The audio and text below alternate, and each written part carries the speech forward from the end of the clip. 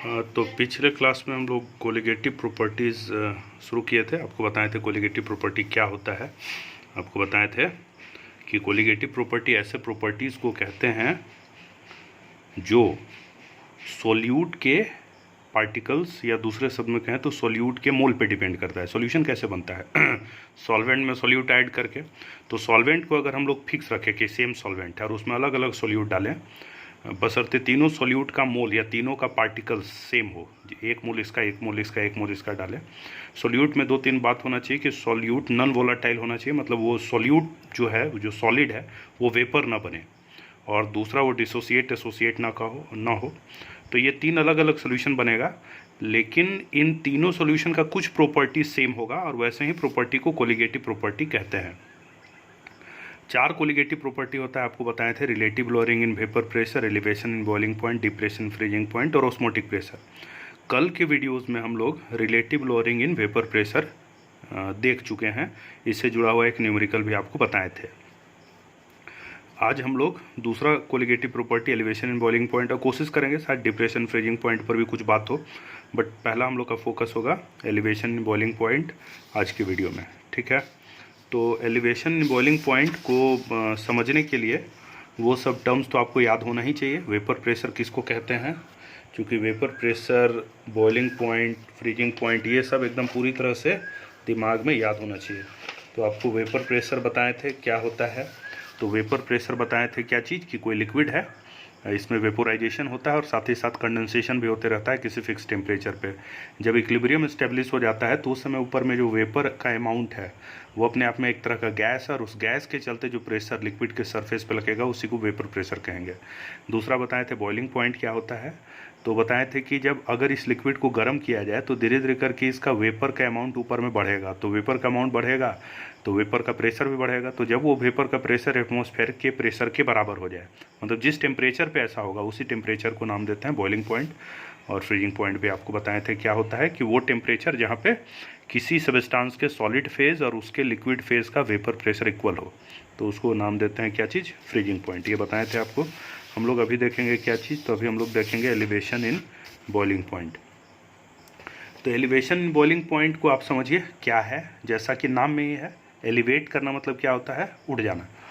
तो देखिए, कुछ चीज़ आपके रोज़मर्रा की ज़िंदगी में होता है जिसको हम लोग साइंस से नहीं जोड़ पाते हैं। कई बार बस बोल देते हैं कि होता है। जैसे मान लीजिए आपको कहा जाए कि दाल बनाया जा रहा है। दाल बनाने में हम लोग बर्तन में दाल डालते हैं, पानी डालते हैं, मतलब पानी डालते हैं, उसमें दाल डालते हैं, और साथ ही साथ उसमें उसी समय नमक डाल देते हैं, है ना। ऐसा तो नहीं करते हैं कि बाद में नमक डालेंगे, भाई दाल बना दिए, जिसको जितना ज़रूरत है उस हिसाब से नमक ले लेगा, तब नमक साथ में डाल देते हैं। तो कभी कभी बोलिएगा क्यों साथ में डालते हैं, तो कुछ लोग का ऐसा एक्सक्यूज़ होगा कि भाई बढ़िया से घुल जाएगा करके डालते हैं। ये सब फर्जी बात है, ऐसा होता नहीं है। वो डालते हैं क्योंकि अगर नमक नहीं डालिएगा और दाल ऐसे ही बनाइएगा तो दाल हो सकता है, सामान्य भाषा में कहें तो, ठीक से गलेगा नहीं, मतलब पकेगा नहीं ठीक से। नमक डाल के बनाइएगा तो वो बढ़िया से पक जाता है। तो आखिर नमक डालने से दाल के पकने का क्या चक्कर है, दाल कैसे पकता है, ये आपको इसी प्रॉपर्टी में समझ में आएगा। तो ये प्रॉपर्टी को समझिएगा तो आपके जो जनरल लाइफ है, जो आप रोज़मर्रा की ज़िंदगी जीते हैं, उससे भी जुड़ा हुआ कई रहस्य आपके सामने खुलेगा, है ना। तो ध्यान से देखिए। तो यहाँ पर क्या है, मेरे पास प्योर सॉल्वेंट है। प्योर सॉल्वेंट है और इस बर्तन में उसी सॉल्वेंट में कोई सॉल्यूट ऐड करके सॉल्यूशन तैयार कर दिए हैं। तो प्योर सॉल्वेंट का वेपर प्रेशर मान लो 50 मिलीमीटर ऑफ मरकरी है।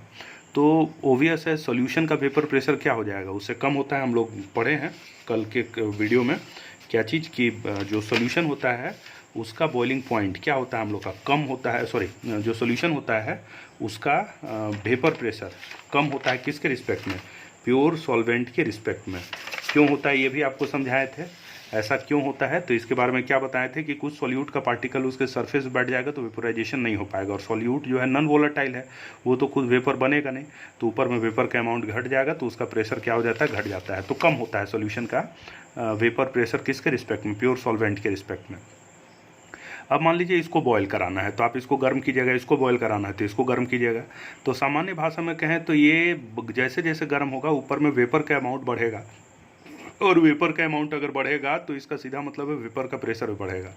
जब ये वेपर का प्रेशर, जैसे मान लो अभी इसका बोले 50 है, ये बढ़ते बढ़ते एटमॉस्फेरिक 1 एटमॉस्फेरिक प्रेशर कितना होता है 760 मिलीमीटर ऑफ मरकरी, जब यहाँ पर पहुँचेगा इसका वेपर प्रेशर 50 से बढ़ के 760 तो ये बॉयल हो जाएगा।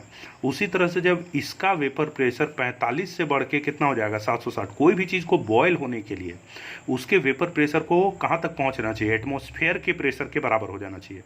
तो ये 50 मिलीमीटर ऑफ मरकरी से 760 मिलीमीटर ऑफ मरकरी तक पहुँचा और ये 45 मिलीमीटर ऑफ मरकरी से 760 मिलीमीटर ऑफ मरकरी तक पहुँचा।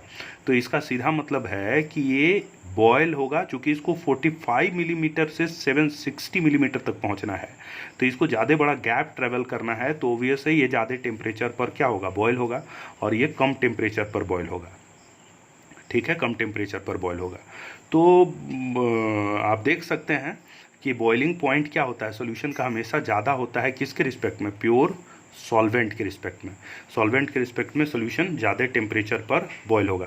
इसको और समझने की कोशिश कीजिए ध्यान से। अब जैसे मान लीजिए आपको कहा जाए 2-3 बात, ये दाल वाला केस भी आपका क्लियर करेंगे कैसे हो रहा है, क्या हो रहा है।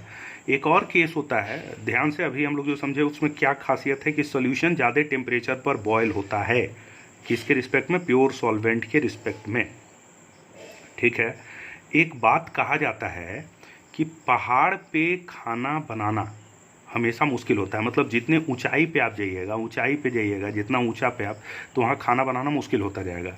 ज़मीन पे आप ग्राउंड में है तो खाना बनाना आसान होता है। ऐसा क्यों होता है? तो देखिए, चीज़ को लिंक कीजिएगा, बहुत बढ़िया से ध्यान से सुनिएगा। जैसे जैसे हम लोग ऊपर की तरफ जाते हैं, हाइट पे जाते हैं, वैसे वैसे एटमॉस्फेयर का प्रेशर घटता है, डिक्रीज़ होता है। जैसे ज़मीन पे एटमॉस्फेयर का प्रेशर है 760 मिलीमीटर ऑफ मरकरी, तो पहाड़ पे पहुंचते पहुंचते हो सकता है कि वो 700 मिलीमीटर ऑफ मरकरी हो, अगर काफ़ी ऊंचा पहाड़ है तो 700 मिलीमीटर ऑफ मरकरी। अब यहाँ पे मान लीजिए आपके पास पानी है और पानी को आप यहाँ बॉयल कर रहे हैं, तो पानी को अगर आप यहाँ बॉयल कीजिएगा तो पानी का स्थिति क्या होगा, जब पानी का वेपर प्रेशर 760 मिलीमीटर होगा तो ये क्या होगा, बॉयल होगा। जबकि पहाड़ पे आप गए हैं तो वहाँ पर तो 700 मिलीमीटर ऑफ मरकरी जहाँ पानी का वेपर प्रेशर हुआ तो पानी बॉयल हो जाएगा। तो यहाँ पानी बॉयल हो रहा है 100 डिग्री सेंटीग्रेड पर, तो ऊपर में जाइएगा तो पानी जो बॉयल होगा, यहाँ पे 760 मिलीमीटर है एटमॉस्फेरिक प्रेशर और यहाँ पे 700 मिलीमीटर है एटमॉस्फेरिक प्रेशर, तो यहाँ पर लो टेम्परेचर पे ही पानी बॉयल होने लगेगा। 90 डिग्री पे ही मान लो पानी बॉयल होने लगा, तो आप तो कहिएगा तब तो यहाँ पर खाना जल्दी पकना चाहिए, क्योंकि यहाँ पर तो कम तापमान में ही पानी बॉयल होने लगा, जबकि यहाँ पानी ज़्यादा टेम्परेचर पे बॉयल हो रहा है। आपको दिख रहा होगा ऐसा। तो आप इसको ऐसे समझिए कि खाना जो है, या मान लीजिए पानी में आप आलू डाले हुए हैं, इसमें भी आलू डाले हुए हैं, इसमें भी आलू डाले हुए हैं, ये आलू को जो पानी सेकेगा उसका तापमान कितना होगा, 100 डिग्री। यहाँ पर स्थिति क्या है कि जहाँ 100 डिग्री के ऊपर हुआ तो वो पानी वेपोराइज हो जाएगा, यानी यहाँ पानी 100 डिग्री सेंटीग्रेड का टेम्परेचर कंटेन कर रहा है, और यहाँ जहाँ 90 डिग्री से ऊपर हुआ वो वेपर बन गया। मतलब यहाँ पानी का अधिकतम तापमान कितना होगा, 90 डिग्री सेंटीग्रेड, जबकि यहाँ पानी का अधिकतम तापमान क्या होगा, 100 डिग्री सेंटीग्रेड। तो यहाँ पे अगर आप आलू डाले हुए हैं तो उस आलू को 100 डिग्री गर्म पानी सेकेगा, जबकि यहाँ आलू को 90 डिग्री गर्म पानी सेकेगा। तो इसका सीधा मतलब क्या हुआ हम लोग का, कि यहाँ आलू देर से पकेगा, जबकि यहाँ पर आलू क्या होगा, जल्दी पकेगा।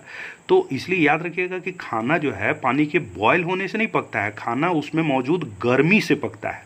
ठीक है, तो अब यहाँ पे आप इस चीज़ को कनेक्ट कीजिए जो अभी आपको समझा रहे थे कि यहाँ पे सॉल्यूशन ज़्यादा टेम्परेचर पर क्या होता है, बॉयल होता है, किसके रिस्पेक्ट में, प्योर सॉल्वेंट के रिस्पेक्ट में। तो अब समझिए कि मान लीजिए आप पानी लिए और उसमें सिंपली दाल डाल दिए, और पानी लिए उसमें क्या किए, नमक और दाल साथ में डालें। तो यहाँ पर नमक तो घुल गया पानी में, तो सॉल्यूशन तैयार हो गया। यहाँ प्योर वाटर है, तो प्योर वाटर बॉयल हुआ 100 डिग्री सेंटीग्रेड पे, जबकि नमक मिला दिए तो उसका बॉइलिंग पॉइंट क्या हो जाएगा, एलिवेट हो जाएगा। एक हो सकता है 105 डिग्री सेंटीग्रेड पर ये बॉयल हो, तो यहाँ ज़्यादा गर्म पानी मौजूद होगा, यानी दाल को ज़्यादा गर्म पानी सेकेगा, तो ये दाल क्या होगा, ज़्यादा जल्दी पकेगा। जबकि इस केस में जाएंगे तो यहाँ पे 100 डिग्री सेंटीग्रेड के बाद पानी क्या हो जाएगा, वेपोराइज हो जाएगा, यानी यहाँ पे जो दाल को सेकेगा पकेगा वो कितना डिग्री सेंटीग्रेड वाला पानी होगा, 100 डिग्री सेंटीग्रेड वाला पानी होगा। यानी इसमें दाल जल्दी पकेगा इसके रिस्पेक्ट में, ये आपको दिमाग में याद रखना है। यानी यहाँ पर हम लोग क्या देख रहे हैं कि सॉल्यूशन हम लोग का ज़्यादा टेम्परेचर पर बॉइल्ड होता है, किसके रिस्पेक्ट में, प्योर सॉल्वेंट के रिस्पेक्ट में। ठीक है, तुरंत अगले वीडियो में इसके बाद आगे बता रहे हैं।